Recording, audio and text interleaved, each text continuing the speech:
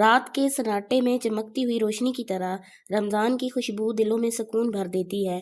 ये महीना दिलों को नरम करने, उम्मीद जगाने और अल्लाह के करीब जाने का एहसास दिलाता है। अस्सलामु अलैकुम मेरी प्यारी बहनों, मुझे उम्मीद है आप सब लोग खैरियत से होंगी।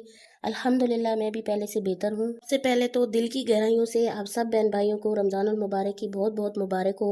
अल्लाह ताला हम सब को नेकियां समेटने और बहुत सारी इबादत करने की तौफीक अता फरमाए। रमज़ान सिर्फ एक महीना नहीं, ये सब्र का नाम है।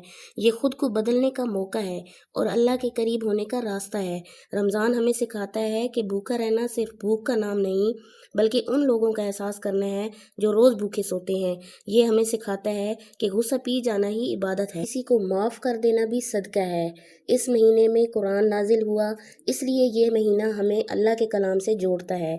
चाहे हम हर रोज़ एक ही आयत पढ़ लें, लेकिन दिल लगा कर पढ़ें, यही असल कामयाबी है। रोज़ा सिर्फ खाने पीने से रोकने का नाम नहीं, बल्कि ज़बान, नज़र और दिल को भी काबू में रखने का नाम है। ये महीना हमें खुद का बेहतर वर्जन बनने का मौका देता है। आप सबसे एक छोटी सी दरख्वास्त है, इस रमज़ान में अपने लिए भी दुआएं मांगें, अपने वालिदैन के लिए भी मांगें और उन लोगों के लिए भी जो अकेले हैं और उनके लिए जो मुश्किल वक्त से गुजर रहे हैं। अगर हमसे कोई गलती हो गई हो या किसी का दिल दुख गया हो, तो यही बेहतरीन वक्त है माफ़ी मांगने का।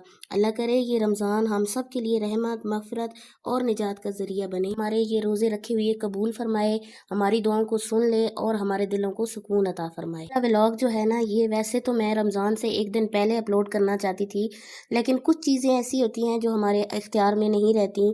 मेरी तबीयत ठीक ना होने की वजह से जो है ना, व्लॉग मेरा बहुत ज़्यादा लेट हो गया, मैं अपलोड नहीं कर सकी। लेकिन जैसे ही मेरी तबीयत संभली तो मैंने सोचा कि क्यों ना मैं अपने बहन भाइयों को रमज़ानुल मुबारक की मुबारकबाद दे दूँ। बहुत ही प्यारी एक सब्सक्राइबर हैं, लाहौर से सिस्टर हैं, तो उनके लिए आप लोगों ने बहुत ज़्यादा दुआ करनी है कि अल्लाह ताला उनको अपना सुकून वाला ज़ाती घर अता फरमाए।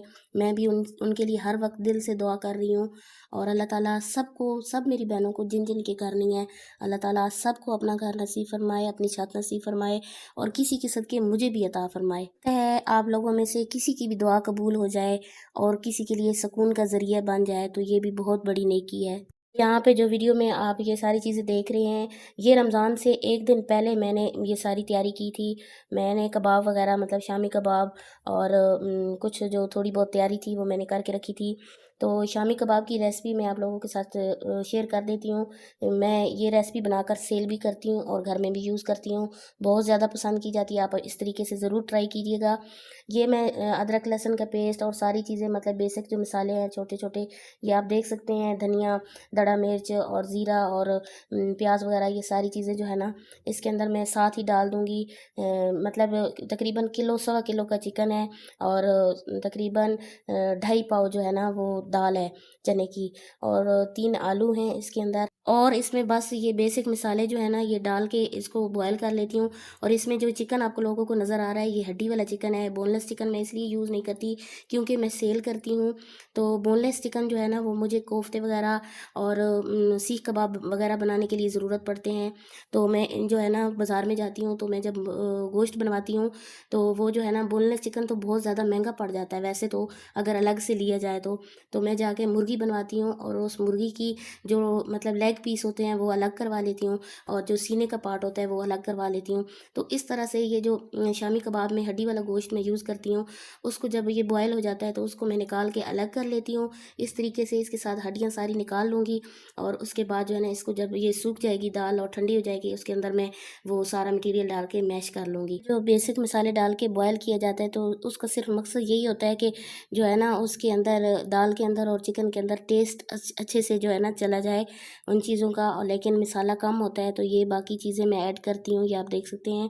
और ये आप देख रहे हैं कि मैंने जो है ना चिकन की वो हड्डियाँ वगैरह अलग करके, तो इसके अंदर ना ये जो दाल वाला है, दाल कूटने वाला, इसके साथ ना मैं मैश कर लेती हूँ। मैं चॉपर वगैरह में नहीं करती। ये चॉपर में मैं इसलिए नहीं करती क्योंकि जो है ना चॉपर में बहुत ज़्यादा बारीक हो जाता है और चिकन के जो रेशे हैं ना, मतलब लंबे लंबे रेशे जो बनते हैं कबाब में, शामी कबाब में, उसका टेस्ट बहुत अच्छा आता है।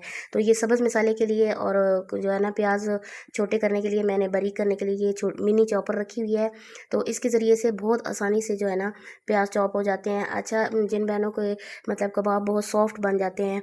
तो उनको मैं ये कहूँगी जो ऊपर से प्याज मतलब डालते हैं ना बाद में, उसको ना प्याज का पानी अच्छे से निचोड़ के डाला करें, तो फिर बहुत अच्छे से कबाब बनते हैं। तो हमने ये सारा मटीरियल तैयार कर लिया था और ये जो है ना अब कबाब मैं बना कर रख रही हूँ।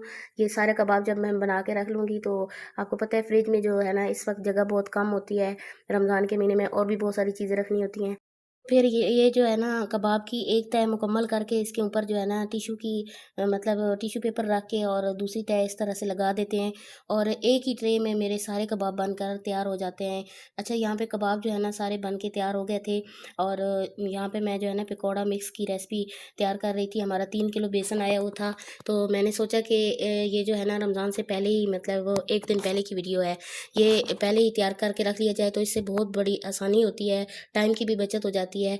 यहाँ पे 3 किलो बेसन था तो 3-3 चम्मच ही सब चीज़ें मैं डाल रही हूँ। आप देख सकते हैं 3 चम्मच मैंने धनिया पहले डाला है और ये 3 चम्मच मैं मेथी डाल रही हूँ और कसूरी मेथी जो होती है नेशनल वाली मैं इस्तेमाल करती हूँ। और यहाँ पे 3 चम्मच जो है ना नमक के मैं डाल रही हूँ और उसके बाद जो है ना 3 चम्मच ही मैं दड़ा मिर्च डालूँगी। आप देख सकते हैं, आप ये सारी चीज़ें नोट कर लें और आप भी इस तरीके से पकौड़ा मिक्स बनाकर आप रख सकती हैं और अपनी टाइम की बचत कर सकती हैं। ये आप देख सकते हैं यहाँ पे जो है ना मैं अनारदाना 3 चम्मच डाले हैं और यहाँ पे अच्छी तरीके से मैंने मिक्स कर लिया है सब चीज़ों को। और ये जो है ना जब मिक्स हो गया तो फिर मैं ये बाल्टी में डालकर रख दूँगी, क्योंकि ये फिर बड़ी आसानी हो जाती है जब पकौड़े बनाने होते हैं। बस जितना चाहिए होता है बस निकाल के और पकौड़े बना लेते हैं। फिर ये सारी चीज़ें जो मैं बना रही हूँ ये आप लोग देख रहे हैं। मैंने पकौड़ा मिक्स की भी रेसिपी ये सारी तैयार कर ली है। ये छोटे छोटे काम अगर पहले से कर लिए जाएँ तो टाइम की यकीन करें कि बहुत ज़्यादा बचत हो जाती है और हमें जो है ना ज़्यादा से ज़्यादा इबादत करने का टाइम मिल जाता है और हमारे दिलों को सुकून भी होता है कि ऐसे भागन भाग में जो है ना पूरा दिन नहीं गुजरता। तो मेरी वीडियो को आप लोगों ने ज़रूर वॉच करना है।